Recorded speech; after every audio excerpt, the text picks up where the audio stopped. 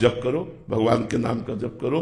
भगवान की लीलानुष्ठान जो है कि कभी सप्ताह की भागवत, कभी महीने भर की भागवत, कभी साल भर की भागवत, कि 1 अध्याय 2 अध्याय रोज पाठ कर रहे हैं, ऐसे पाठ का अनुष्ठान करो तो आपके पाप नष्ट होंगे, शुभ बढ़ेगा, सांसारिक सुख मिलेगा, भगवान का चिंतन बढ़ेगा, भगवत प्राप्ति हो जाएगी, दोनों बात बन जाएगी। नाम जप करो, लीला कथा और पाठों का अनुष्ठान करो और परोपकार करो, इससे लोक परलोक में सब जगह सुखी हो जाओगे।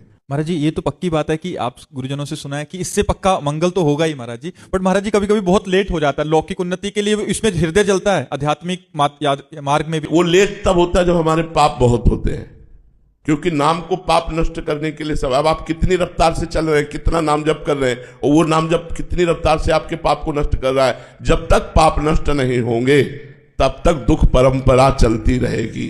पाप नष्ट होते ही दुख परंपरा नष्ट हो जाती है।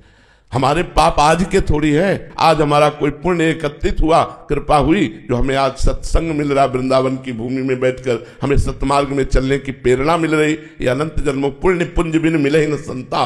तुम्हारी कोई सुकृत एकत्रित हुए, भगवत कृपा हुई तो ये सौभाग्य मिला। अब चूको मत, लोक पर लोक के सारे सुख तुम्हें प्राप्त हो जाएंगे।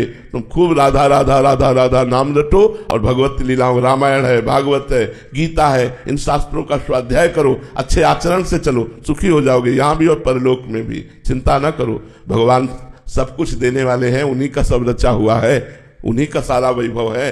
वो चाहे तो अगला क्षण तब हो जब माला माल कर दे। पक्की बात समझो, यही परलोक सकल सुख पावत, मेरी सुभैया कृष्ण गुण संत। यही लोक और परलोक में सब सुख प्राप्त कर लोगे। भगवान के आश्रित रहो, भगवान का नाम जप करो, सब प्राप्त हो जाएगा। ऐसा मत समझो कि भगवान केवल जो भगवान का भजन करते उन पर ही कृपा करते।